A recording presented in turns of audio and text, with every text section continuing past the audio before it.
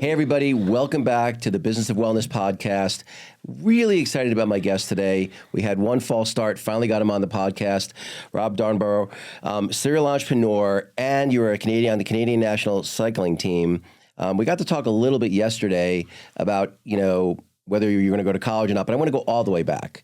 Right. And what did your folks do? What got you, because you're clearly a very type A competitive guy. Right. And I'm guessing you probably have been your whole life. Where did that come from? Well, I think what was important is I'm the youngest of four. My parents are from England. They grew up during the war, being bombed every night, so they were part of that generation.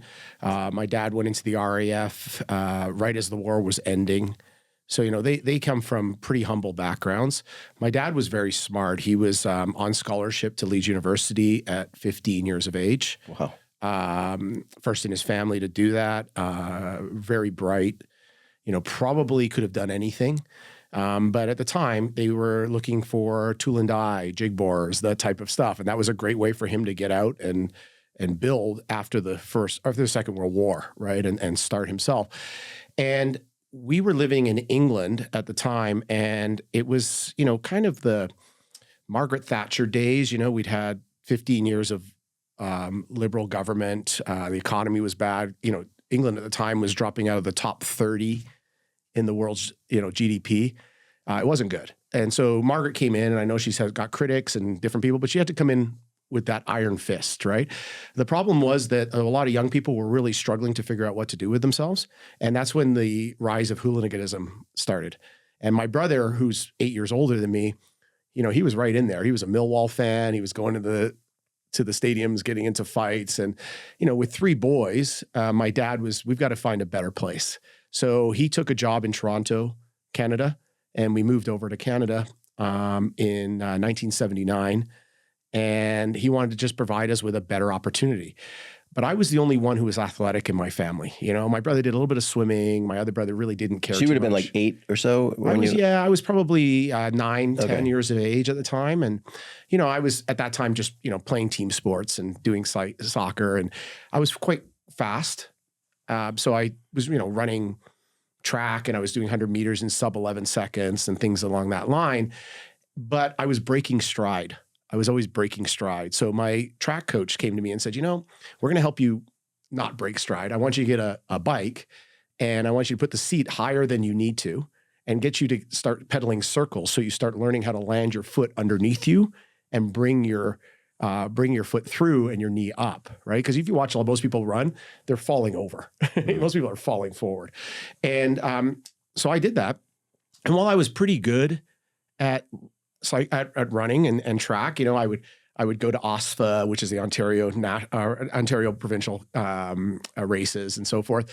I'd finish 8th in the final, basically 10 meters behind everyone else. And I found out many of those guys went on to the Olympics. And we had a lot of fast sprinters in Canada, a lot of people from the Caribbean that had moved to Canada.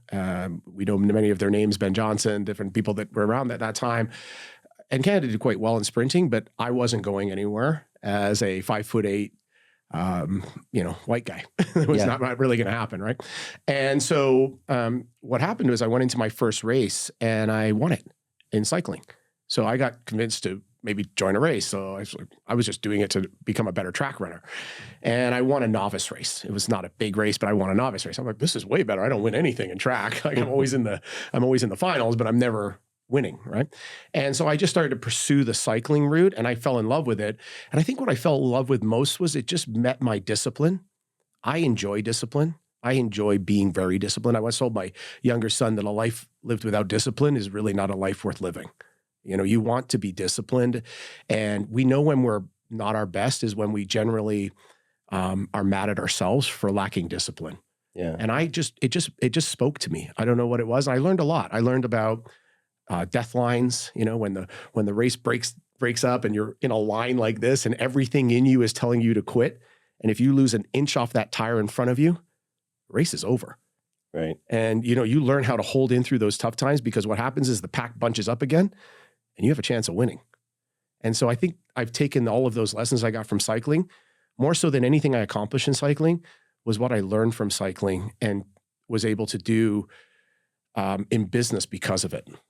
So, but you were also, so how old were you when you were on the Canadian national team? I was on the Canadian development team, okay. so just to be clear. Sure. So I was young, right? So the national team would be the older guys. I was the development program coming into it. And this was really interesting. I probably would have gone on to be a good racer, but not a great racer. There's no Tade here, right? Yeah. There's a good racer, right? And somebody who could have probably made a living on the North American tour. But not a great living. Okay, cycling was not very big back then. There was no Lance. Lance was around. He was a few years younger than me, but he hadn't really introduced cycling to North America. So when I trained, I got ran into ditches, called homosexual because I had shaved legs and I was wearing spandex. And back in the 80s, that wasn't cool. Now, most of these guys who ran me in the ditch are all riding bikes in Italy now, but that was the day. It wasn't really a cool thing to be a cyclist. It was cool to be a football player or a basketball player or a soccer player. Cycling was pretty fringe at that point. I mean, Lance did so much for cycling.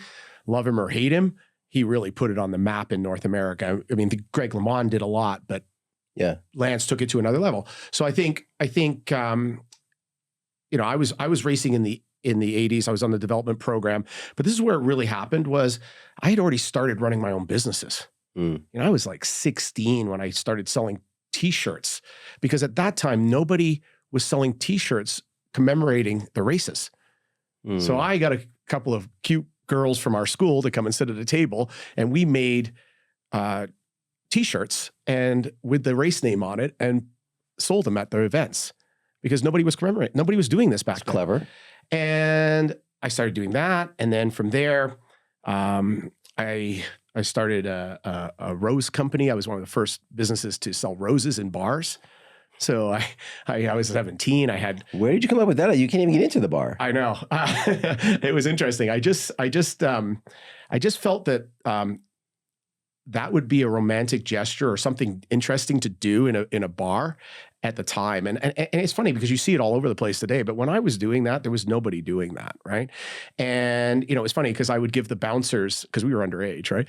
I would give the bouncers like TVs and stuff, and I would promote them like to try and let our people in the bars, and they would let us in. And, we were making $2,000-3,000 TVs. I was giving them TVs back then. I mean, just anything. Like you give them a 20. No, here's a TV. Yeah, I would give them something unique, different, something they couldn't get themselves, right? Or whatever. At that time, TVs were much more expensive, right? Yeah. But we were making $2,000-3,000 a night. Wow. And you're 17. I was 17, and I was making money on the t-shirts, and I was starting to do other things. And what my dad was brilliant at, this was what, when you father your children, I think you learn a lot from your own father. And what my dad was absolutely brilliant at was identifying our unique abilities or what we were good at and supporting that. So my dad was a machinist. My brother became a machinist, but my brother was the guy who would take apart his stereo at Christmas that they bought him when he was 8 into 200 pieces and trying to figure out how to put it back. So his brain worked in that implementation mindset where I was just looking at opportunities and, business things. And my dad said to me, I came home and I was quite upset because I had secured a $30,000, remember this is a long time ago, I had secured a $30,000 sponsorship from our cycling team. But I wasn't able to finalize or sign anything because I was too young. I was 17, right? 18, I think at the time. And I sent our team manager in to meet with them. And they were going to give us $30,000. This would be a big deal for a team of our size at that time and help us really get into better races. That's a decent amount now. Back then, especially for a small Canadian team, like I would think, And I had negotiated that. I was 18, right? I negotiated this. And what was really frustrating, I was working at a bike shop during the day so I could train more, right? And, go to school and do that. And the owner of the bike shop was our team manager. That's what most cyclists did back then, right? That's how we survived. And I saw him coming out of the bar across the street. And I said, how'd the meeting go? And he said, oh, you guys, you got ahead of yourselves. He never went to the meeting. He went to the bar. And I was pretty upset. So I called him out on it. And I was supposed to do the Canadian Cup, the Canadian Cup championships, right, for cycling in Ottawa. And he wouldn't let me on the team van. So I remember coming home that day and I was in tears. Like I had 2002 Olympics painted on my bedroom wall. That was where my brain was. That's where I'm going, right? And I came home and I was in tears, and my dad said, you're pretty good at cycling, but you're not great. And he says, but you seem to be really, really good at this entrepreneurial thing. And maybe what you want to do is pursue that so that you don't wake up 35, fitter than everyone in the room and broke. And I always remember that hitting me really hard. And from there, my dad helped me start up another company, which was a diaper service. Interesting. Hold on. So how did you take that message? I mean, I was broken. Okay. I was broken. Like I was in tears. But I think you need to be tough sometimes with your kids. I think you need to tell them what's right in front of them because they can't necessarily see it. Right. And while I was a really good cyclist, I wasn't a great cyclist. I was a good cyclist, and I mean that in terms. A lot of people build me up and they say, "Oh, you was this and this and this." I was good. I wasn't great, right? Like it was funny. I wrestled in college, and then I was a pretty competitive age group triathlete for about 5 years after college. And when I graduated, I already had my job set up, and I made a deal with myself. I had about 6 months before I started, and I decided I was going to train. I way overtrained, as you'd expect. Right. I said, if I can finish in the top 5%, then I will not do my job, and I'll try to become a professional triathlete. That's literally what I decided. I finished like top 6%. Like I did, but at the end of the day, having been a very really good high school wrestler and a very mediocre college wrestler, I know the difference between really good and exceptional. Yes. And and the same thing. Like I knew that if I could have been in the top 2 or 3% legitimately, that I probably could have made a career out of it. But at 6%, like I could have gotten better, but I would have never been able to make a career out of it. I think we fall in love with the sex appeal of that conversation when sometimes the things we're really good at aren't as sexy. They're not as, so, I always think of a friend of mine whose son was the backup goalie to Dominic Hasek. Okay. And he said, I would never trade his life with mine for anything. All he does is get pucks shot at him in practice and never sees the ice in a game. So being nearly good enough isn't as attractive as people think it is. And, I was good friends with Brad May back in the day when he played for the Buffalo Sabres. And you might remember Mayday, Mayday, Mayday. And Brad and I were, a lot of my friends are hockey players and other athletes because I was a competitive athlete. They were competitive athletes. And, they used to talk about 4 years in the NHL at that time, making $196,000 on average is what most people see. But what we watch on TV is the Sid Crosbys. Yeah. Right. And there's a big difference between good and great. And I think what my dad said, which is the biggest enemy of great is good, really stuck with me. And I went on and built diaper services, linen companies, a number of them. I had like 5 companies by the time I was 21. And those were what I tell my son as well, my MBA. Yeah. Those were my MBA. So I had the opportunity to go to university, but it would have been on my dime. And we talked about this yesterday, is that I kind of felt that this entrepreneurial thing was really taking off for me. I just hadn't found the right thing. And I really knew where my interest was, which was in health and finance. I had to go into one of those two because I feel people need advice in those areas a lot.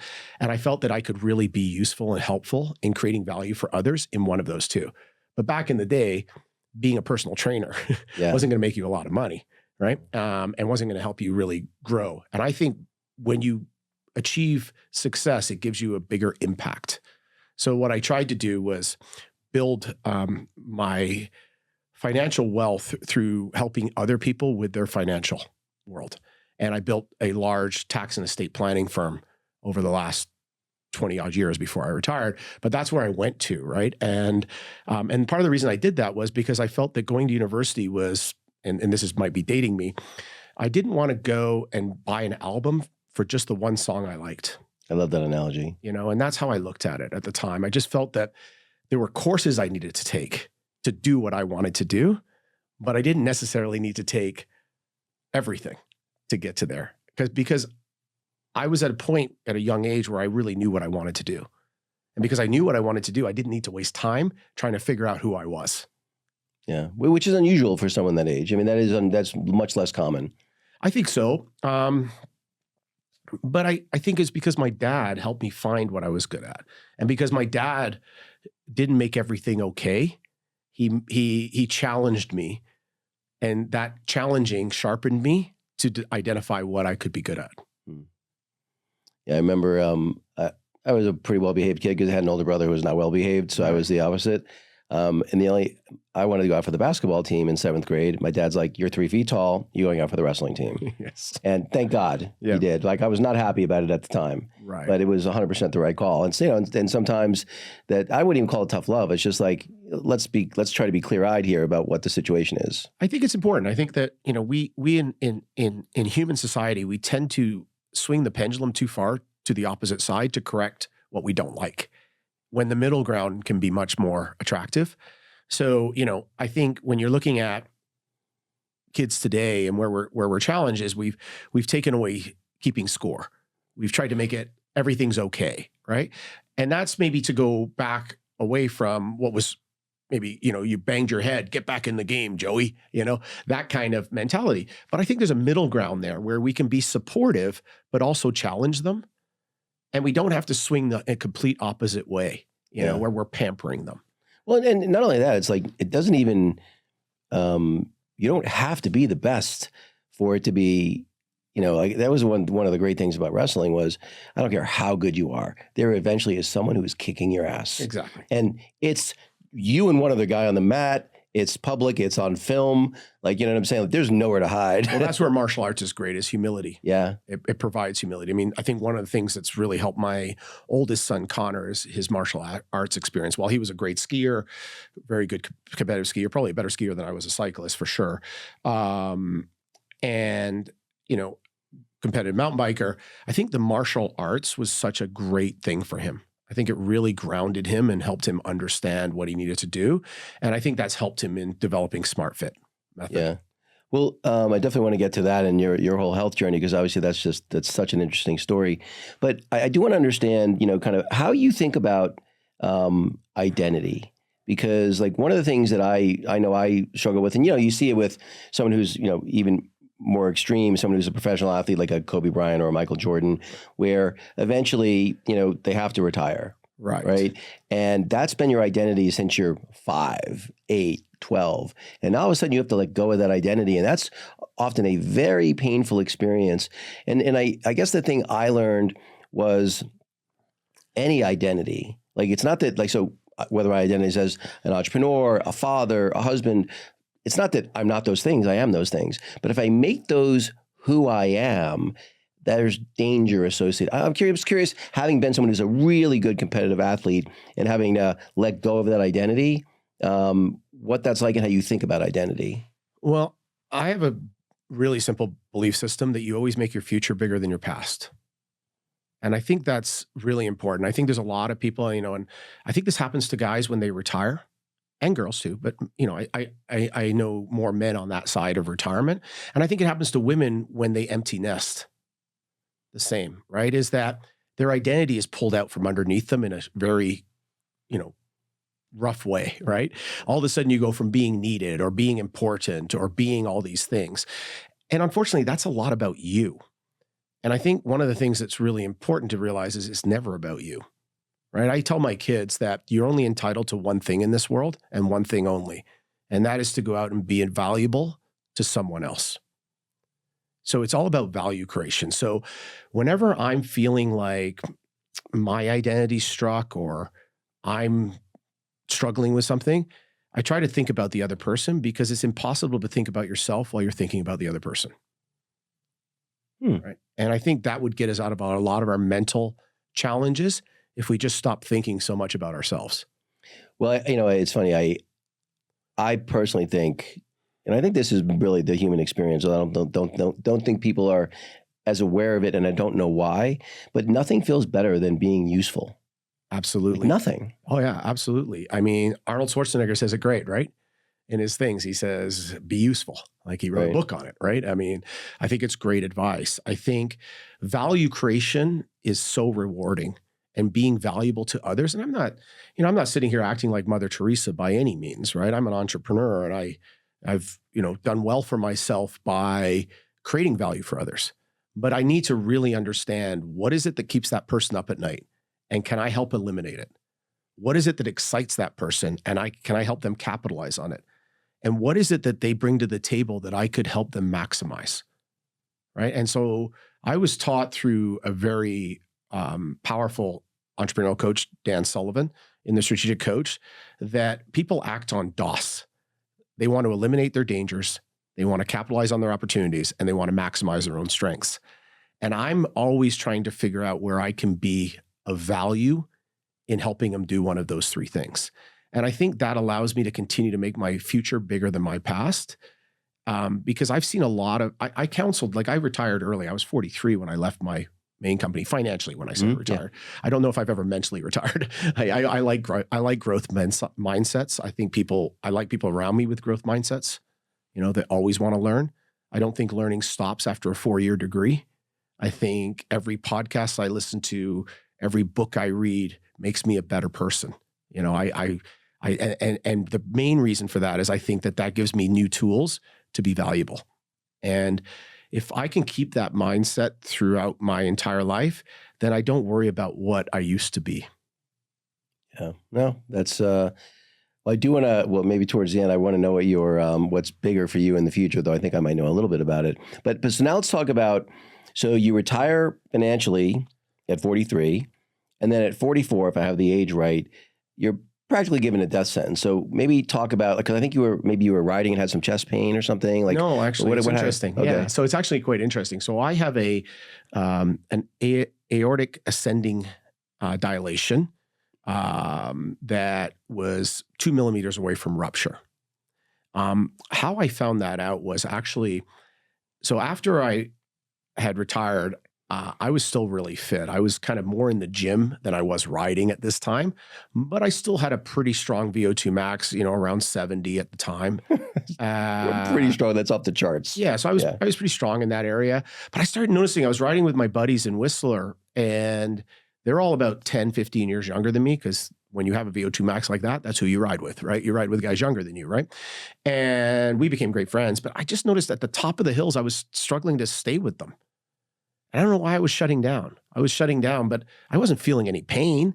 I was just like, man, am I losing my fitness? What's going on, right? These guys, and these are good riders. I mean, these guys are really good riders. They've won amateur crank works. They've done these are good riders, right? But I'm just kind of falling off, and I'm like, what's going on? And I'm starting to struggle with it, right? Because you're competitive, you want to do it, and I'm noticing that, and then I'm starting to spend more time in the gym because we're living in Hawaii at the time. And I'm building muscle. I started putting a lot of muscle on. People are like, you should get on stage, right? Because I'm mesomorphic. So I add muscle quickly, right? And I'm getting bigger and bigger. I'm like 187 pounds, and I'm ripped. I'm like, and what percent, like 5% body fat? I was about 7, okay, to be in that area. But okay. I was ripped. I looked jacked at the time. And I thought I was just pretty fit now, but yeah. Yeah, okay. I thought I was like the fittest dude in any room I walked into, right? And most of my friends would have thought that of me at that time, I think, as well. And not in an arrogant way, just because I just loved it. Right. I was in the gym 2 hours a day. I loved Martin Burkham's lean gains. I was all about reverse pyramid training, all that kind of stuff, right? And I've been around fitness a long time. I trained bodybuilders at World's Gym back in the late 80s. Because they all wanted my legs, right? At that time, I had 25.5-inch legs and a 26-inch waist because I was cycling, right? Yeah. So I would train their legs, all the bodybuilders. So I got my NASM and did all that. I worked at World's Gym, and I was like 16, at that time, right? And these guys were all competing. So I kind of always had an admiration for that they could do it. So I started to lean more into bodybuilding. And then I was in my late 40s. This is 5 or 6 years after I retired. My wife started struggling with early menopause. Right. And so much so that it was really challenging for me. I've been with my wife since I was 21. So we've been together a long time. Right. She was 19 when I met her. So, we're inseparable. And it really struggled me to watch her be awake at night and sleeping during the day. And her cortisol was upside down. So she was starting to get all these hormonal changes and things were going off. And I happened to be in Abundance 360 at the time, Peter Diamonde's course. I knew Peter through Strategic Coach. I'd been there, and I met Craig Ventura, who was the individual who runs Health Nucleus, and they do genetic mapping, and they do a number of other things.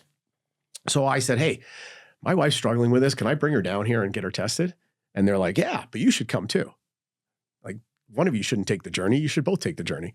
So I'm like, great. Okay, I'll come down. So we flew down to San Diego.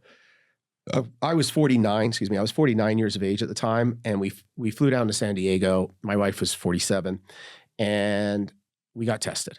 And they're like, man, you are in great shape. Like your VO2 max is high, you're ripped, you're da-da-da. But by the way, did you know you have an aortic aneurysm? I'm like, what? Is this like a Pronovo scan or what was it that This was from a CT scan. Okay. So they do everything. They do MRI, brain, everything. I mean, this is a full workup and it's phenomenal. I'll give props out to Health Nucleus. They do a great job. And it was pretty detailed, but it's really science-y, right? It's really for research purposes because they're trying to find, but I understood this stuff enough to understand what it meant, right? But I didn't know what an aortic aneurysm was. I really didn't understand it, to be truthful, right? I knew John Ritter died of it from Three's Company, if that's not dating me, but I knew that. And that was about all I knew about it, right? So they said, you need to go see a couple of cardiologists. So I seeked out a couple of cardiologists. There was a lot of doctors who lived on the property I lived at in Hawaii. It's a club. So I connected with them and said, hey, who do you know? Who's the best in North America at this? And I talked to some pretty high profile cardiologists and they both basically said to me, the main two basically said what they say to everybody in this situation: don't lift anything over 30 pounds for the rest of your life. And if you see a hill, turn around. This hit me. We were talking about identity earlier. Right. This was the hardest hit on my identity I've ever had, more so than anything else. Because I went from being the fittest guy in every room I could think of to being told never to do anything again for the rest of my life. And I'm also not working. You know? Right. I'm not working, right? Like I stopped working at the top of my game. I was the largest producer in the world at that time in insurance and estate planning and that. I was doing a lot of business, right? And I left at the top of the game, you know, and I did that because I wanted to be with my boys through their difficult teenage years. Yeah. I thought that was really important as a dad to be there for them. And I kind of felt like I had enough. You know, I had enough. I didn't need any more. I needed to, I'd done a great job. And instead of selling my company, I wanted to make sure I kept the promises I had made to those families and my team. So what I did is I gave 50% of all future profits to the team. And as long as they maintained the promises I had made in the community. And I walked away from some pretty big truckloads of cash that could have bought me out, right? But I'm thankful I did because that company's still going and those promises are still being kept and these families are being protected, which was great for me. But at the other side of it, here I am now, they don't need me anymore. They're more than capable of running that company in Canada and doing their job. And I'm not going to be in the gym 2.5 hours any day soon. You're not going to be in the gym at all. Right? Like I used to be, right? You're banned from the gym. Yeah. So I'm like, who am I? And I went into a deep state of depression, like really bad. And I remember Connor getting really mad at me, my oldest, because he was like, all you do is talk about your heart, you know, because I was freaking out. Right. And my wife was just looking at me like, who are you? Like, what's happened to my husband? I always felt I was a pretty confident person and I just wasn't the same person. And after about 4 months, I remember Dan Sullivan, the strategic coach, had this machine called Vasper. And I was like, I just typed it into a computer. What's Vasper? And I started reading about how they were helping astronauts with atrophy when they came back from outer space, and they were showing videos of them trying to get on a treadmill and falling on their face. But they were using this machine. They were using it in spinal rehab centers and cardiovascular centers. And what it did is it combined a sit-down sort of elliptical machine with blood flow restriction and cooling. I thought that's interesting. And they claimed that it helped respond at a hormonal level and give people cardiovascular improvements at 7-to-1 over the time spent. So I was like, this, and I'm going back to when I was reading it. I know a lot more about the machine today, but at that time, that's how I saw it, right? So I called them up and I said, hey, can I use your machine? Like, this is my situation. Can I use your machine? And they said, well, you know, Sebastian and Peter said, we'd love to say, yeah, Rob, we'd love to have you join and do this, but there's a liability risk here for us. I mean, you're 2 millimeters away from rupture and we can't really say yes. But what we can do is introduce you to the interventional cardiologist who wrote the paper on it. And he happens to also be a strategic coach person. And he had gone into longevity. So it was like the stars had aligned. I got this guy who's got 30 years of cardiovascular background, but he's also preventative health. He's moved out of the sick care and he's moving into the preventative world, right? So I'm like, this is my guy. So I call up Dr. Jeffrey Gladden, and I fly from Hawaii to Dallas, and he does a bunch of tests on me. He does one to look at my biological age. I'm 49, and I am jacked, okay? My biological age is 57. So I look great in a mirror, but my mitochondria looks horrific. I'm like your typical gym rat. I am wearing myself out from the inside. You know, yeah, I look good in the mirror. Everybody thinks great, but not healthy. The stress I've been putting on my body is out of control. And part of that reason is that the fitness industry is archaic. It's dumbbells, barbells, and treadmills. Look, if I give you my cell phone, if I went to somebody in their 1960s and gave them my cell phone, they would look at me like I was from another planet. But if I walked into any local gym, they go, oh, dumbbell, barbell, got it. Right? We have not adapted as a society in how we exercise. And so I was doing the typical thing back then. If I want to be better, more time. 2 hours, great. 4 hours, better. 6 hours, even better. 8 hours, even better. Not realizing that our body will break down, and it's like a dam. It will find the weak spot. And mine happened to be an aortic valve. Some people it's a shoulder. Some people it's a knee. Some people it's a back. But that style of training that we promote and put on a pedestal is not good as we age, right? So when I saw Dr. Gladden, he tested my VO2 max, and it had dropped to an average 54-year-old at the time. I was in like the high 20s, low 30s, right, at that time. I mean, coming from where I was, in 4 months to lose 15 pounds of muscle, right, which is crazy, to lose that much VO2 max conditioning, right? I was terrified. So I'm like, can I use this machine? So he puts all the leads on me. You know, I wouldn't even walk a dog back then, like around the block. I was that terrified, right? I mean, you start reading about people with an aortic aneurysm and how quickly they die. And just so we're clear, there's no symptoms. Right. You're just feeling great. And then all of a sudden it ruptures. And then my friend who has very lousy bedside manner says it's like a fire hose coming out of a wall. And by the way, there's no surgery they can do to... They can, yes. I'll get to that. They can, yeah, absolutely. So he, so what he said is, he said, let's see if you've got if there's any issue with the aortic valve while we're on the Vasper. Because in strategic coach, we're taught that the problem is never the problem. The problem is always the inability to think about the problem. So for instance, why 30 pounds? Why can I not live over 30 pounds? Like if I was 6'5", 285 pounds versus 5'8", at that time, 180 pounds, isn't that a different number? Yeah. Oh no, it's not. It's just a manual number, right? So the challenge is really thoracic pressure, right? And does anything happen under exercise and blood pressure, obviously? So I wanted to look at each of those individual things, and Dr. Gladden helped me with that, and we identified that I was okay to use Vasper. So I bought the machine. These are, at that time, they were 45. They're like 51,000 now, so they're not cheap, right? Yeah. And I brought it back to Hawaii, and I put it in my garage. And I got on it 3 times a week for 21 minutes and did their protocols. Put the cuffs on, turn on the cooling machine, which brings it down to 47 degrees. And I did my interval trains for 21 minutes. I do that for an hour a week. So 3 times a week, 21 minutes. So 1 hour and 3 minutes. And I go back after 3.5 months. I've gained 6 pounds of muscle. Okay. And my VO2 max has improved from an average 54-year-old, I was 49, to an elite 45-year-old. This is in 3.5 months. Wow. So your VO2 max went from like high 20s to like what? High 30s, I think I was in that time. Okay. Yeah. So moving up, right? And I'm moving up. I'm moving in the right direction. You know. That's only 90 days too. Yeah, that's what I'm saying. A year later, you know, I'm hitting 63. VO2 max, wow. Yeah. So like, I'm moving in the right direction, but this is when the sort of light bulbs start going off. I'm like, whoa, I'm getting these kinds of improvements, and also the muscle too, which was fascinating. And you weren't doing any weightlifting at all. You were just doing the Vasper. It's just this, right? And so it's stimulating this muscle growth as well. Not to the extent that I would have wanted to be overall, but it's doing something, and I'm doing very little. Right. And I'm thinking, the guy who's used to going on a 120-mile bike ride. Yeah. It's like, I'm not doing much, right? In my opinion. So this light bulb goes off, and I'm like, man, there must be other equipment like this. So I find ARX.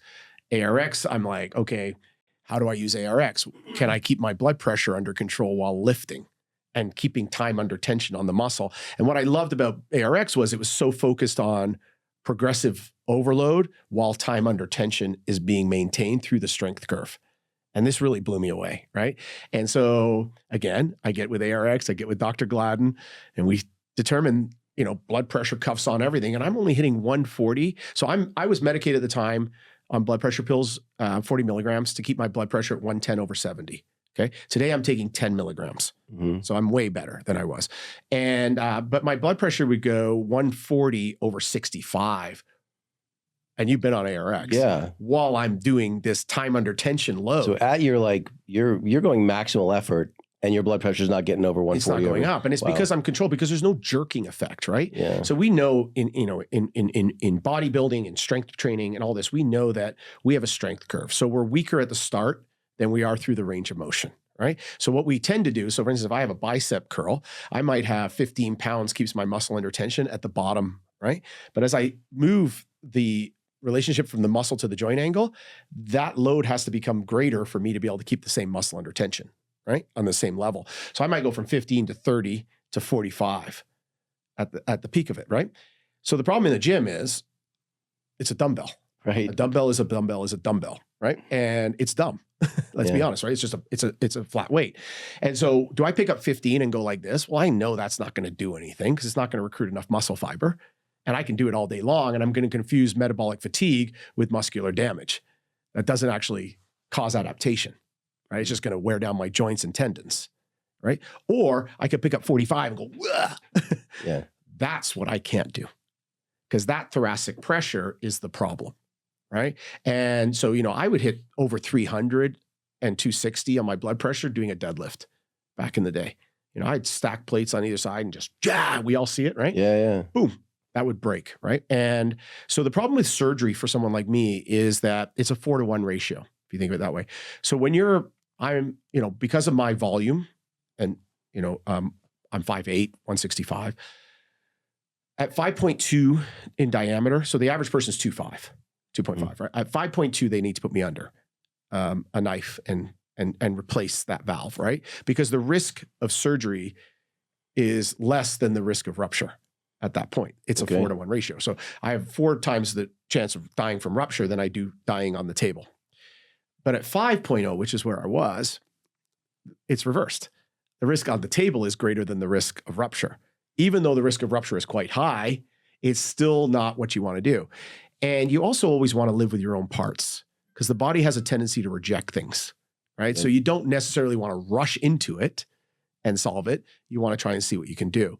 What I can tell you today is because of what we've built at SmartFit Method and the way that I've trained, and this is not just me, I can tell you client stories of this, because I must speak to 3 or 4 people a month, about their aortic aneurysm. They read my story. Their doctors give them that same sentence: don't lift over 30 pounds, never walk up a hill. And I'm not a doctor. I'm not going to go against their doctors. I'm just going to tell them what I did. Sure. The Gestalt, as you're taught in YPO, Gestalt approach, right? Is share your story and let people glean from it what they can, right? I'm not here to advise anyone, right? And what I can tell you is that by changing the way I manage catabolic and anabolic, I said to my wife once, what got me to 50 will not get me to 100. I have to change my behavior. Conor McGregor can't fight in the same class of weight that he won his first title in. Our bodies change. Our mindset has to change. We can't party like when we were 20 and recover as quickly. So we shouldn't exercise thinking we're 20. We have to adapt and adjust and understand our bodies and give the body both the stimulus that it needs, but the recovery it requires, and do it right. And because I've really leaned into that and understood it, I've actually reversed my dilation from 5.0 to 4.5. There's not a cardiologist you could bring on this show that will tell you that's possible. Yet I've seen 3 other members at SmartFit do the same thing. Wow. Yeah.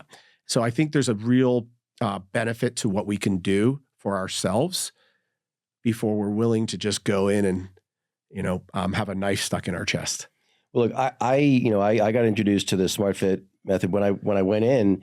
I didn't even know Conor was the CEO when I went in. I just thought he was one of the exercise physiologist trainers taking me through. And again, I was a competitive athlete my entire life.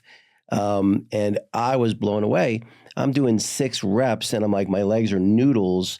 Yeah. And I'm like, I remember shaking in the car the first time I tried that machine. Oh, I sat in the car, and I had to write a note and I couldn't pick up my pen. I was just shaking so much. Unbelievable. And it's like the whole idea of like, oh, like when someone says, oh, well, in 20 minutes, it's going to be the same, or with 12 minutes actually, right? Yeah. It's the same as an hour and a half. 12 minutes a load, 20 minutes to get it done. Yeah. So 20 minutes, the same thing you'd get in an hour and a half plus in the gym. That's like assuming you went straight through and you weren't on your phone and chit chatting. And it's like, this is what I've been looking for my whole life. And it's funny because I had been exposed. I had seen something about the ARX machine. God, it's got to be 5 or 6 years ago, something like that. I was looking for, I couldn't find them anywhere. They're just, they're not as pervasive as you'd like. Yeah. But so I was exposed to it. And I was like, man, this is something else. I didn't know your story. Well, so explain to me how you go from, so the Vasper, and then I'm guessing the ARX really changed your life. How do you go from that to Connor opening up all these, your son opening all these locations? Yeah. So I think what was really interesting, and I know you had Connor on this program as well. Yeah. So he told a bit of his story. Connor was, a great athlete. I always think, and I always think he's a phenomenal athlete. Like he really is. And, both my boys are, but, Connor was really interested in fitness. Right. And like my dad had taught me, help them follow their passions and their unique ability. My other son is much more mechanical and much more like he's going to become a pilot, right? So I'm promoting him to do that, right? So it's really important that we look at what our kids' unique abilities are and try and support that unique ability. And at the time, Connor was at SDSU during COVID. I mean, it was kind of ridiculous, right? We were paying out-of-state tuition, out-of-country tuition, like so $40,000+ to go to a university and board him and everything else. And I'm lending him the money, so you told me you gave him a good interest rate. I did, yeah, I did. I gave him a good one. But I like to lend my kids the money for a couple of reasons. Right? I think this is really important. They need to value what they have. Right? I mean, it's really important when you put your kid on third base, where a lot of kids have to start at home plate. You got to make sure that you do it right, or else you create a very lazy individual, right? And I see it so much. Yeah. And I remember John Cena said, you don't control where you start, but you sure can control how you finish, right? So I think giving my kids awareness of where they are and understanding that they still have to create value is really important. So I lent him the money. There's another reason you lend your kids money, and you learn this in estate planning, is the most important decision you'll ever make in your life is the person you choose to share it with. And a lot of us get it wrong in the early days. And when you have money and your kids get money and they make that mistake, the other person gets half, but they don't want half of debt. So when you lend them money. Oh, I never thought of that. That's kind of brilliant. The other side is wrong. That's kind of brilliant, actually. They only get half of the debt if they want to pursue it. Yeah. Right. So I think that's really important. So I think it's important for them, and I think it's important for them as they learn through that curve to do it that way. I think that's a smart way as a parent with some means, because that's a really difficult thing, a parent with means, to help their kid not become completely delusional on how the world works. Yeah. Right. So that's really important. And then, so Connor came back, saw me on the couch, saw me a shell of who I was. I think it was Canadian Thanksgiving. And, he had put this proposal together with me saying like, man, I can't believe what you've accomplished since seeing you on the couch to where you are today. Right.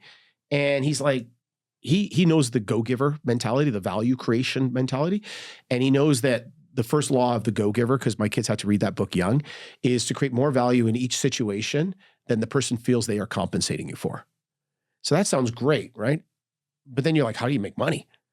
Well, you make money by law 2, which is touching more lives. So what Connor figured out was, if I could take what you've learned in your journey and improve on it, and then I could touch as many lives as possible, then I could have an impact in my lifetime. And Connor's a really deep thinking, heartfelt kid. So he's really about touching lives. Like he really wants to touch people's lives. He really wants to help people. He's funny. He doesn't even like take much money from the company. Like he has no interest. Like it's not like, I'm not going to say he's Elon Musk, but Elon Musk never had an interest in the money. He just really loved the challenge. And I think Connor's got that in him. So he came to me and proposed a business plan that he had obviously spent a lot of time putting together. 6 months, he said, I think. That's how he said, yeah. So he'd put a lot of time together in putting He together. knew he had a tough audience. Yeah. And with my kids, I just want to know that you've thought it through. I just want to know that you've really thought about it, that you really mean it, right?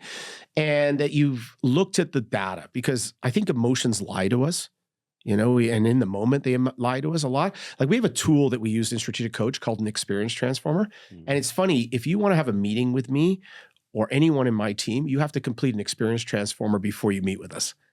And what we want you to do is we want you to think through the situation, good or bad, before you just react to the situation.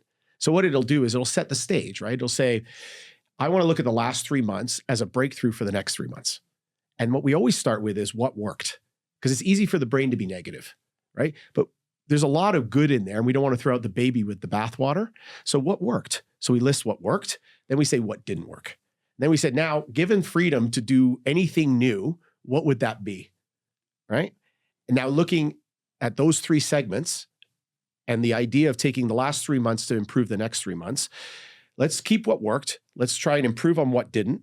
And let's use some new creative ideas to get it done. And what's the first thing you're going to do Monday morning to make this happen? What's the second thing? What's the third thing? And you create a circular process chart of 8 steps. And then you go implement them, right? And Connor had done that. He had gone through that experience transformer of my journey and looked at it, how he could use that to help others. And then he'd looked at what had worked, what had not worked, what were some new things that I hadn't even thought of. And he put this process together, which we now call the Smart Fit method. And we do this every 3 months, by the way. So we look at every 3 months. So the company continues to evolve. I mean, from its early days of just having equipment that was efficient and effective and safe, to having a combination that is looking at how catabolic and anabolic relationships work together. How do we have recovery put into it? What about nutrition? What about testing? One of the things that I really think is important, and Connor does too, and we both kind of came to this term, is that when we think of medicine, like if you were to go in and let's say you wanted to go on testosterone, a lot of guys going on testosterone, right? Fair. Guys go on testosterone. If you have an ineffective gland, then maybe it's worth going on, right? If it's not producing what you want it to do. Maybe it's worth it. I don't know. That's not my judgment call. What I do know, though, is that you have to take a blood test. So if you want to go on testosterone, they're going to look at your blood panels. They're going to make sure that your hemoglobin's correct, that you don't have a PSA level. They're going to look at a number of things before they recommend anything. Now, when they go to recommend it, they're going to look at 3 things after doing that test. They're going to look at concentration or intensity of the drug.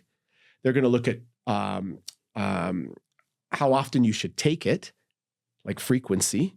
And they're going to look at dosage, right? So they're going to look at those 3 things, right? When they compound that medicine for you. And then after 3 months goes by, they're going to test you again and determine how to modify that, right? That struck me to be very much like how we should exercise.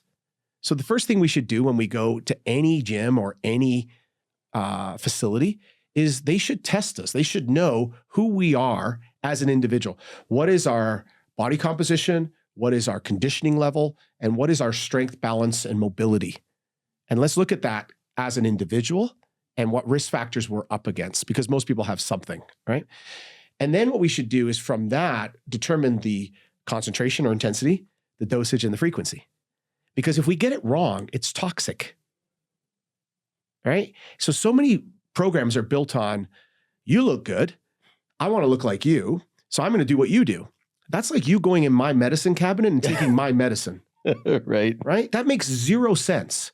But I go to Pilates because my girlfriend goes to Pilates and she looks great.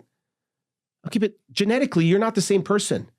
And not only that, the way your body will respond to that intensity, high adapters, low adapters, genetic variances, all these factors come into how your body will respond to that exercise, right? And what happens is you're also at a different paradigm at all times, right? Like, so if you look at right now, if you and I were to pull up 6-week challenges, there'd be 100 facilities within 50 miles of here that are running a 6-week challenge. And the reason they like 6-week challenges is because most people come in below baseline, both cardiovascular and strength. So it's easy to see improvement. Yeah. So they're going to see improvement. The problem is, as they get stronger, they cause more damage, which means they need more recovery time and better recovery to continue to progress, right? So what happens is after 6 weeks, they get these great results, but then they plateau because the program doesn't change, right? That would be like saying to a doctor, hey, I know you put me on testosterone, and I know it was like 5 months ago, just give me more. He wouldn't do it without a test.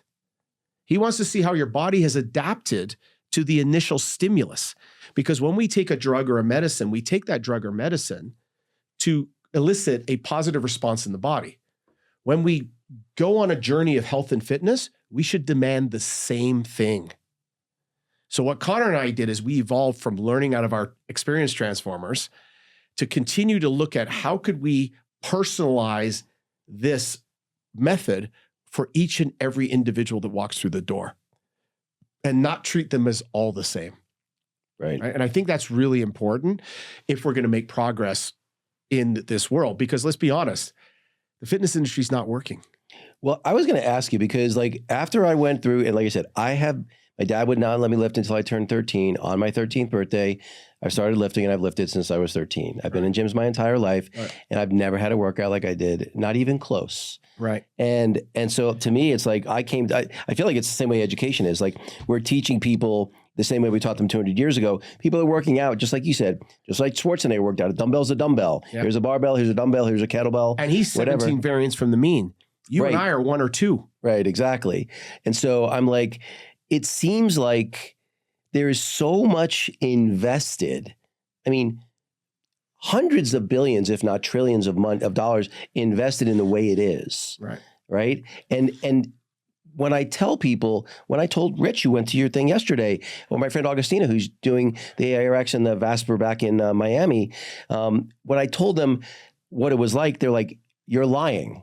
Right. Like there's no way. And I'm like, I understand why you think I'm lying. Yep. Try it yourself and you'll see what I'm talking about. And both of their reactions were identical. Like, oh my God, I've been doing it wrong my entire life. Yes. Right. So, but I feel like there's so much inertia to overcome. And I think it was either you, Connor, or both were telling me one of the biggest problems you have is people won't listen to you and they'll work out when they're not supposed to because it doesn't seem like they're doing enough. Well, because they've come out of a volume metrics, right? So the problem is a dumbbell is a dumbbell is a dumbbell. And everybody's trying to convince you their set of dumbbells is better than the next set of dumbbells. Right. And they skip a lot of the foundational movements that are needed. So their functional fitness became a big thing. So we're swinging kettlebells left to right and all these other things. Yet that person can't do a pull-up.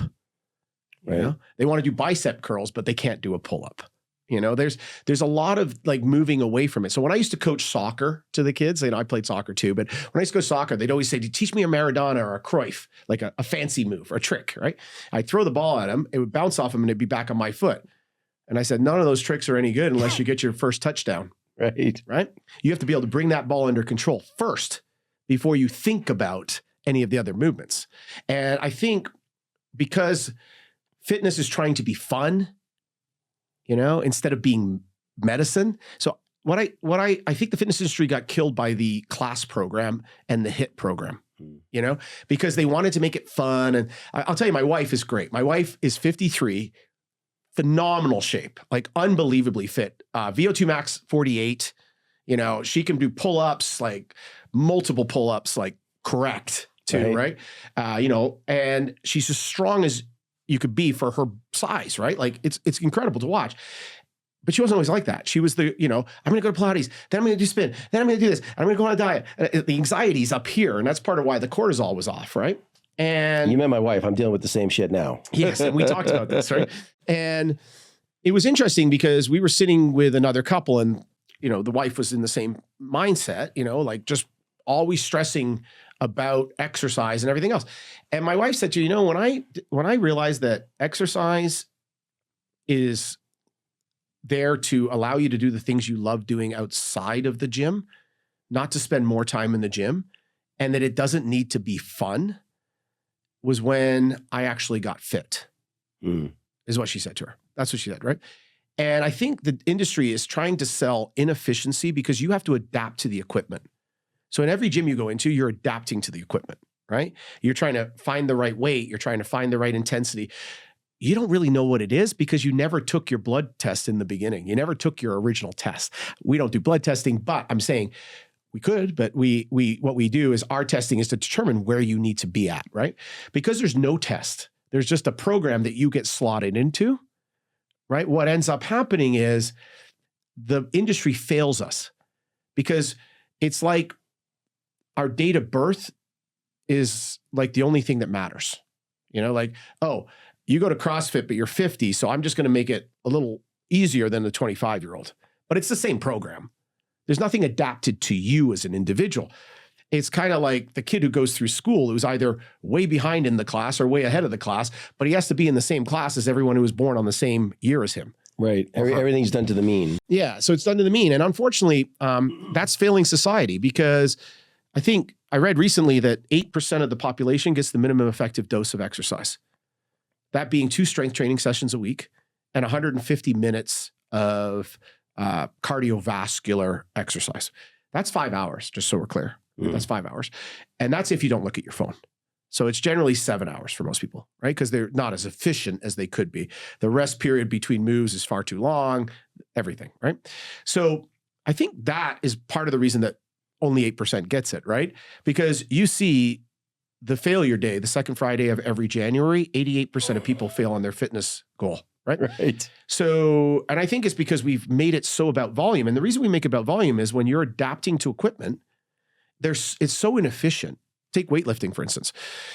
I'm either underloaded or overloaded through that entire range of motion because the weight I'm lifting is stagnant. It's linear, right? But my strength curve is not linear. So I'm never actually meeting the load that is needed. It's literally like the Stone Age. It's Fred Flintstone lifting weights. Exactly. So if I do that, what happens is I'm not giving the body what it needs unless I do it through volume. So for me to give you the same 6 reps time under tension that we give you at SmartFit, I have to get you to do 6 sets of 10 reps in a gym with a barbell and dumbbell. Right. If I get it right. Risk of injury, all the time to move the plates around. And that's 27 minutes per move. Yeah. So if most people need to do 5 big compounding movements, that's 2.5 hours of strength training to get effectively 90 seconds of time under tension per move. That's insane. Right? Why not just get the 90 seconds? Right. Why not just give the body what it wants? Anybody can do anything for 90 seconds. Right? And the benefit of that is that we don't have to pick the wrong weight and get injured or pick the weight that's too low and not stimulate the fibers we need. So you take the FG fiber. This is what we would call your saber-toothed tiger fighting fiber. This is the one that holds the glycogen in the muscle fiber. It's what you would normally Oh, yeah, I didn't know that till you said that yesterday. Yeah. That's the only fiber that holds glycogen. I thought it's not all the muscle. only one, but it holds the majority of it. Got it. I didn't know that. Yeah. And so when we think about that fiber, it's really we would try and hit on our 1 rep max. But we don't want to leave our intermediate fiber and our slow twitch fiber untapped as well. So 1 rep max is great, but we then don't touch any of the others, right? But if we go for that and we try to get the rest, I put 500 pounds on your back for a squat. Now, for me to get all 7 muscle fibers, I've got to make you 40% weaker during that movement, which means at some point you can't move 300 pounds. Right. Because as those fibers fall out, they don't come back, right? So slow twitch fiber comes back every 90 seconds. So we can do this all day long. That's why we can run for a long period of time. But the FG fiber, when damaged correctly, can take anywhere from 8 days to 2 weeks to come back. Wow. Right? Regardless of our ego, regardless of what we want to tell ourselves, it's just not going to come back. So, but we want to damage that fiber because that fiber is going to release the glycogen out of the muscle, which means the next thing you eat has somewhere to go. When we go and do all these classes where we barely even tap into the intermediate fiber and we train at too high of a heart rate, zone 3 or zone 4, where we don't oxidate fat, we are so inefficient that we end up eating the next thing and it goes into storage, right, waiting for us to actually stress the muscle fiber properly and get it out. Why does a sprinter look so good? Because it's FG. That's what they're hitting, right? When we strength train, we want to make sure we hit all of those fibers. But the problem is, again, if I put 500 pounds on your back and you get so weak during that movement that you can't move 300 pounds, then you're going to get hurt. So you don't want to do that. So what you do is you go to the gym and you pick up 300 pounds and you do sets and reps. And through volume, you try to replicate what you did. But what you're confusing is metabolic fatigue that occurs from actual muscular damage. You left a lot of meat on the bone. Yeah. You left a lot of your possible capabilities untapped. And so with the ARX, am I basically hitting You're it tapping everything. Everything. And we do it in a reverse pyramid because when are you going to be the strongest? At the start of the rep set or the back of the set? Where's the start? Like last two, best two? Who came up with that? Who came up with that? Really, that again is somebody trying to make a dumbbell work. And I say dumb because it is a dumbbell, right? And we have evaded in the fitness industry for so long, right? This technology that has embraced all other industries. And it's time it did it in the fitness industry. And what SmartFit is trying to do is allow that to happen. We're trying to become industry transformers. We're trying to give people a better, because I think there's 32% of the population that's standing on the bow of the ship. They find the 8% annoying. They don't want to listen to them. They're talking all the time, and they're always and they're great. They bring a lot of breakthroughs and everything else, but not everybody wants to live like that. Yeah. Not everybody's walking around the gym with a journal and a jug of water, right? Just look in any gym. They're not doing that, right? And on the other side, there's the 60% that doesn't get off the couch, doesn't even think about exercise. But there's 32% of the population, I believe, that wants to exercise, knows they need to exercise, but either doesn't have the time to do it. Like when they were 20, they didn't have a mortgage or kids or a career or all these responsibilities. So going to the gym 7 hours a week was no problem. Plus they were all trying to meet the other side. Yeah. Right. So it was really important. When you're 50, that's not the same motivation. It's not there. Right. But you still know you have to be fit because you know you can't be the 60% and you don't want to be the 8%. You're not prepared to change that. And especially if you've made any success in your life, you've got a pretty good lifestyle and you've become comfortable, right? So you're not hungry like the guy trying to get in the MMA, right? And you don't want to be the guy on the couch. And they're shooting rockets at each other from either side. They're telling them they're not what they should be, and they're telling them they're too much of this. And you're in the middle going, what do I do? What do I do? And SmartFit was built for those people, for the people that know they have to exercise, know that they have to improve their nutrition, their recovery, and their exercise so that they can play with their grandchildren and they can go to Italy and hike the Dolomites when they're 60 and 70.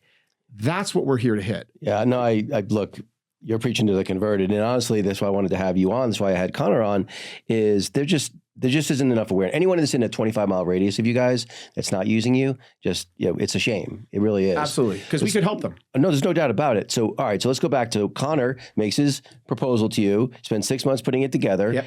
And obviously you decided that you were going to make the investment. Talk about that journey to where you are now. Yeah, so this is so funny because he opened over in San Diego. He found the location. He was working at a commercial real estate place. And during COVID too, right? During COVID. Yeah. And he, he found a location through his boss that was available. Great location, but small. And it's good to start small, right? Yeah. 1,000 square feet, small little place, cute, right on the water in Cardiff. Beautiful area. And he says to me, hey, can you help me come over and get this started? And my wife and I are living in Hawaii, and we're like, okay, yeah, we'll come over for a couple of months. 5 years ago, we were going to come over. My wife and I laugh at it all the time. We'll come over and help out and we'll get you going. Right. And it just started taking off. Right. And people loved it. And the community was great. I mean, that's the funny thing too, is like people say community is in class programs. Right. I think we have better community, because our trainers create that community. We have ski days, we have like community events, we have a lot of stuff that goes on. And the nice thing about it is I think the trainer creates that community, creates that environment for it. If Joe's a dick and he's in your group fitness class, you can't get rid of him. Yeah. So I don't know that I agree with that mindset. I think that you create a culture within your team that creates a culture within your members that then spreads. And we've got so many great stories of friends that have continued to build out of that relationship. So Connor started out there. That location grew to 160 plus members really quickly. and we were, we built that location. It caps out at 180. It's so small, it can't build out. But what we started to realize is we were missing some things that we needed. And that was through our experience transformers, right? And so Connor and I would sit and we would analyze what was working, what wasn't working, how we could do it better. And then we started to build testing in, as we talked about, and really trying to take not just efficiency in these pieces of equipment, but efficiencies in the entire method. And how we started to think about it is that too many people think of every time they go to something, it's a workout. And it's actually not. It needs to be part of a method. So how do things interact with each other? How do they converge on each other? Peter Diamandis says it great, right? Is that AI is not what's important, or robotics that's important. It's when AI and robotics converge on an industry. It's the convergence of these technologies that make them impactful. And that's when they go from being deceptive to disruptive, right? So we wanted to look at all these different technologies for improving cardiovascular health, body composition, strength, mobility, balance, and start to converge them into a method. And start to think about every time you go to the gym isn't to get your ass kicked, right? It's to go in as part of a method so that you are actually doing the right things in each given day, right? And those then combine together over a 90-day journey. And each 90 days we retest and build again. And so what we noticed after that was we needed bigger facilities, because to do what we wanted in recovery with cold and hot contrast therapies, using 5-in-1 Lumatis, infrared, all of this well-based, scientifically proven recovery that we can put together, is that we need a bigger space. And California's expensive, right? And we love the mountains. So we had an opportunity to come to Utah, open in Park City and Salt Lake City, and really build out the model that we were looking to build. And I think we've got something that now looks 10x of what it did 4 years ago, and I think in 4 years, it'll look 10x of what it looks like today. And we're going to continue to look at places where we can have the biggest impact. Where is the population aging? Look, the fitness industry is hyper-focused on the 25 to 34-year-old female because they're selling image. And image is easy to sell on Instagram because you snap a photo of someone and then you put it up there and somebody says, I want to look like that. Vitality is really where you want to be, but vitality is not a picture, right? Exercise is about mitochondrial health, not the mirror. And to do that, we have to tell better stories. Well, I think the way you were saying earlier too, I've never heard someone say that, but it makes sense. And that is, someone can look amazing on the outside and be a disaster on the inside. Yeah. My biological age today is 38. Wow. I'm 56. Yeah. And again, you can't see that looking at me or not looking at me. You wouldn't know the difference. The guy, if I stood the guy at 49 next to me, you go, that guy's way more jacked than that guy, right? But he wasn't healthier, So I think it's so easy. So there's a 20-year age. Your biological age is 20 years younger than that first time you were tested. Wow. And that's like, what's that, 2019 to now. Right, so you're 6 years older and your biological age is 20 years younger. Yeah. I mean, that's the punchline of the story that, man, amazing. Yeah. And I mean, the crazy thing is like, the reason you go to any gym, I hate the word gym because I think gym just undervalues what's possible, right? Because we just think barbell, dumbbell, right? When you go to a facility, even like ours, right? The goal should be to improve your ability to do the things you love doing in nature with the people you love doing them with, not to spend more time in the facility, right? And I think we've got, 93% of Americans spend 93% of their times indoors and 80% on their ass, right? But they go to the gym and they think, therefore, they're living a healthy life. I think that's wrong. I think you go to the facility to get stronger, improve your mitochondria, get more energy, so you can do more of the things you want to do.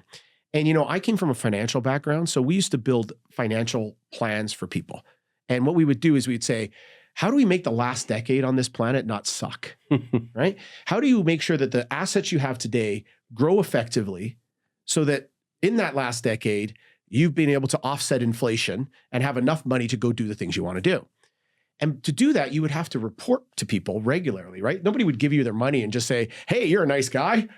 My buddy comes here and he seems to be okay, and here you go, right? They would demand that you give them reporting. They would demand that you looked at projections, performers, history, everything, right? And I looked at the fitness industry and I go, why don't people have physical retirement plans? They have all this money, but they're sitting in the hotel room while their buddies are hiking the Dolomites because their VO2 max is 20 and they're 2 points from being in a home. So by the way, a male at 18 VO2 max goes in a home. Really? 15 for a female in a home, right? Wow. That means you no longer have the capability of doing daily function. At 32 VO2 max, you are unable to do an hour and a half hike. Here's a question. Is there, I know you guys do it on the Carol bike. Is there, and you made this comment yesterday about the modality being important as well as, what is the most accurate, cleanest way that would be where I could take, like, I have an 83-year-old, my dad's 83. Yeah. If I wanted to effectively measure his VO2 max, is there a way for me to really do that? Well, you could send him to a facility. It's Right. expensive. Become a member at SmartFit and it's included. If you open one in Chicago, it's 100% he's going to. It's included in our protocols because we think it's so essential to know your VO2 max. There's some other key numbers you need to know as well. But VO2 max, there's a lot of research on, right? And yes, you can trick a VO2 max. You can train on a treadmill and run on a treadmill versus a bike and you'll do better. Like, yes, Right. there are some things that you can do, but it's pretty darn accurate. Okay. It's like a DEXA scan. A DEXA scan is really good, but it's not perfect. Yeah. You know, nothing's going to be perfect. And we don't want perfection to get in the way of progress. We just Sure. need to get measurables that are consistent so we know if we're improving, because we want to focus on progress, not perfection, right? We want to try, because look, perfection's an ideal you made up in your mind. It's like the horizon, Right. right? And that's the biggest problem with fitness. People get frustrated because they're always chasing horizons, but they don't know what those are. And that's where image, I think, is the wrong motivator. It needs to be vitality over vanity. Yeah. And the moment that you decide that vitality is more important than vanity, because here's the key, vanity doesn't always lead to vitality. The other way around, I know. Yeah. But vitality will always lead to vanity, Yeah. right? So I want to get people focused on that. So if I can get somebody in to do a VO2 max, they can go to a clinic and do it, or they can do it at SmartFit. At least we have some key metrics that we can look at. And, you know, it's amazing to me that people go to these, and that's why I think the class system is broken. I think the fitness industry is broken in a whole, because I've got people who go to Pilates and class systems and all these different things and CrossFits and everything else. And they come in then and they're like 46 years of age, right? Female, say, as an example, and they got a VO2 max of 32. Okay. And they can't do 3 pull-ups. Right. What have they been doing in this program for the last 5 years? I think we focus too much on input and not enough on output. Right. So I taught my kids early that you always want to work in the result-based economy, not the time and effort economy. Time and effort means someone else always owns your time and they own your effort. And a lot of people, when they get a job, they think they get paid for the hours they put in and the effort they put in. What they need to learn is they get paid for the results they create. Right? And in fitness, we should think the same way. So if you say to somebody, do you work out? Yeah, I go to the gym like 3 times a week, 2 hours, all input. All input. What I want to know is, what's your VO2 max and is it better than it was? We have a 19% improvement in VO2 max on average across our client base in 6 months. That reduces all-cause mortality between 20 and 30%. If you and I come up with a prescription or a medicine today that could do that, we would be billionaires, right? That's impressive. That's important for somebody to understand. Grip strength's important, right? Balance is important. Gait speed is important. You know what they did in California with gait speed? So we have to be able to move at 1 meter per second in order to get across the street in time before the light changes on us when we're walking, right? And what happens is after age 40, our glutes start to atrophy. And for many people, their version of fitness was running. So it's quad dominant. And their quads are dominant and their glutes atrophy and their gait speed declines. Generally, they'll end up in a knee or back problem. But the other problem is, as after 65, 50% of all deaths, accidental deaths, are fall related. Oh, so what percent? 50%. Oh my God. Are fall related. What happens when your gait speed goes? that light's flashing at giving you 1 second per meter to move, but you can't move at that speed anymore because you have no more gait speed, partly because your glutes have stopped firing, right? And so what's happening is you're going across that street and you try to hustle and you stumble and you fall, right? Yeah. That's a big problem. There were $468 million in medical claims in pickleball in 23. What? Right. Almost $500 million in pickleball medical claims. Right. Wow. Why? Because no one trains eccentrically. So eccentric, if you think of as a skier, they have to have eccentric ability to slow down. Otherwise, you just run off the hill, right? You want to be able to move quickly, but also be able to decelerate quickly, right? When we go to a gym, we go,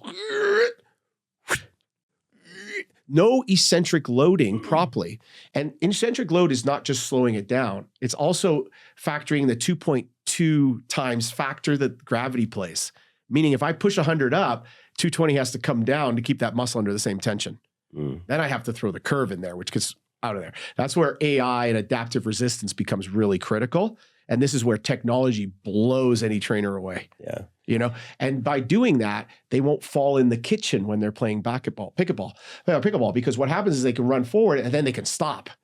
But because they can't stop because they don't train eccentrically, they fall. See, going to the gym isn't about the mirror. It's about living a better life. All right. So I could talk to you for hours, Rob. So I've got 3 more questions as we wrap up here. My first one is a selfish one, which is I have this this recurring visual of myself when I do my own guided meditation stuff. I always have this visual where my daughter's 35 years younger than me.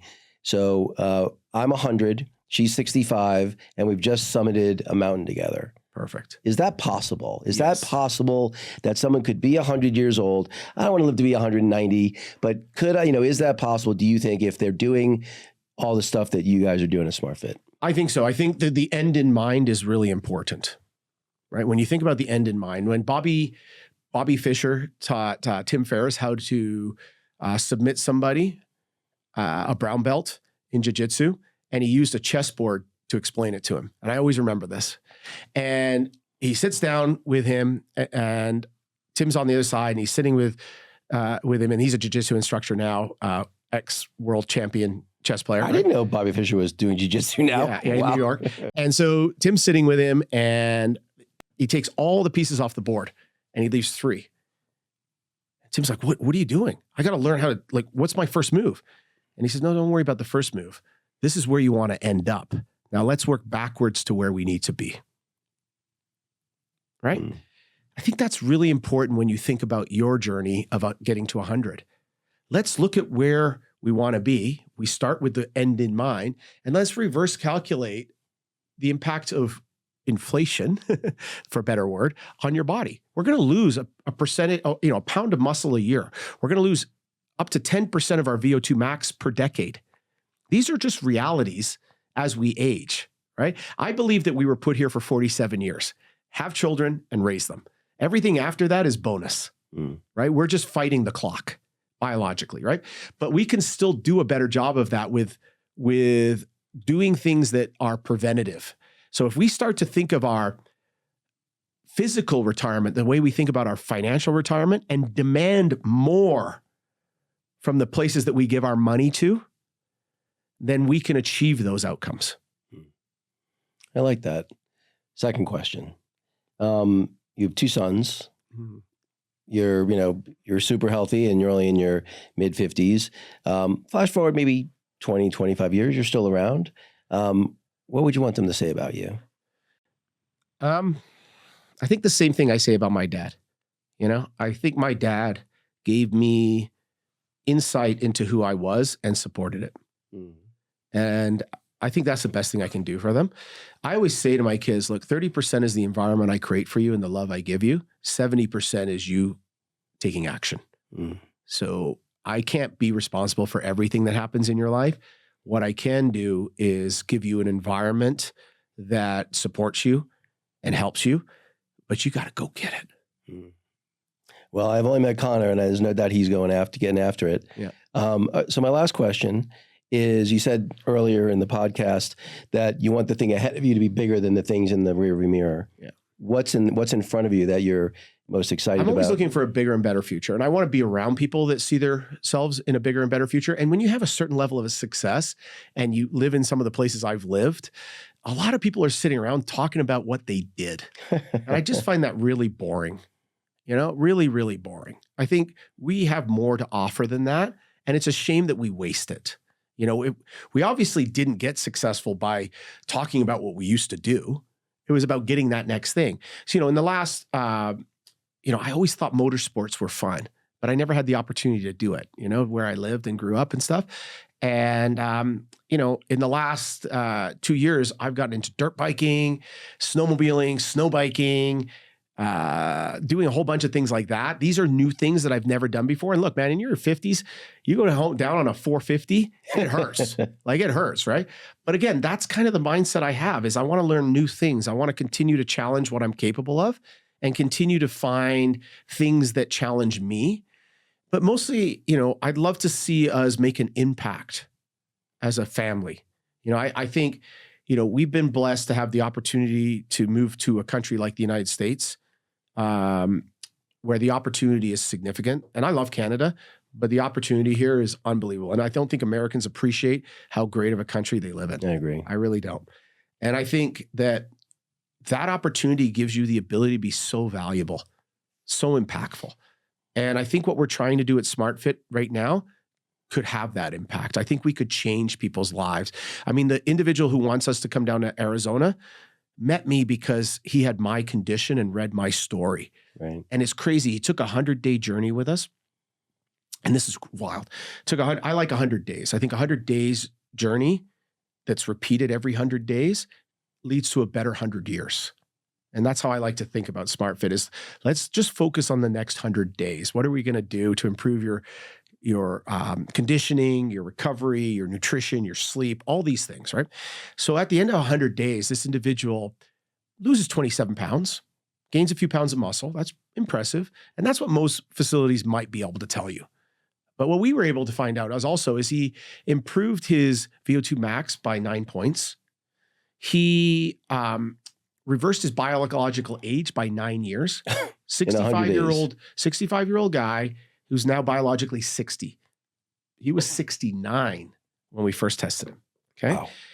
His blood pressure is down 26%. Okay. His strength is up 83%. See, I know these numbers because they impressed me so much. 100 right? days. Wow. And what was great is I was speaking to the other day and he said, Rob, I haven't told you this yet, but I just did my follow-up scan. So when you have an aortic aneurysm, you get scanned every 6 months.